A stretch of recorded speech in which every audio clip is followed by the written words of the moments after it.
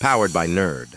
The project came to fruition over the course of like a year and a half. Brian Church had been looking into solar for about a year or so. He looked at a couple of companies, but no one could really get it done. I was coming out to the lake every Thursday for Lake Day, hanging out with my friends, doing some wakeboarding, some wake surfing, stuff like that.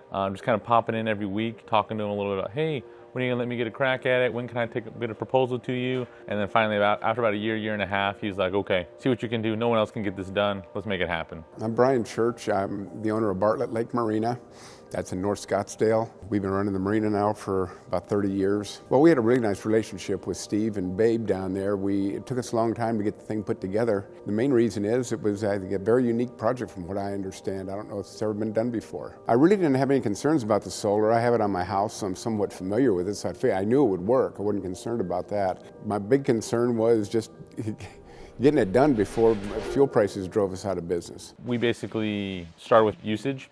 Basically looked at his generators and see how many hours he was running, looked how much money he was spending, and then built a system that would pencil for him and help him save money over the long run. We used a 1.5 megawatt Caterpillar battery. We basically built the first marina remote microgrid with that battery. That basically allows us to build the first of its kind microgrid for a marina with the panels over the water. So in order to get the project approved, we originally built a design and had a permittable set of plans for up over the dry storage area. We're ready to go, and then the marina owner, Brian Church, mentioned, hey, we might actually move the marina upriver or downriver at some point, so is there any way we can put it on the water? So we had to work with dock manufacturers like Tiger to get all of the structural approvals.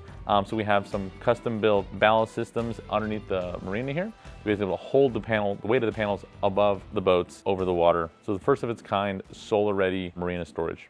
Pretty cool. One of the big things that N.E.R.D was able to do for us was get all the permitting in place, because we had to work with several different agencies. Had to work with the Tonto National Forest, who is our permitting agent. Then we had to work with Maricopa County, who did all the plan review and all that stuff. And we actually passed on our first inspection, which was crazy. Fire marshal, we had to work with them. Rural Metro, having them sign off on stuff. Overall, it wasn't bad, but maybe I didn't know how bad it was, because Steve and N.E.R.D took it over from day one. They pretty much handled all this stuff. They negotiated with Intel. They negotiated with all our permits out there. They got the engineering firm to do all the design work. So pretty much all I had to do was just get on the phone and find out when we're going to be done.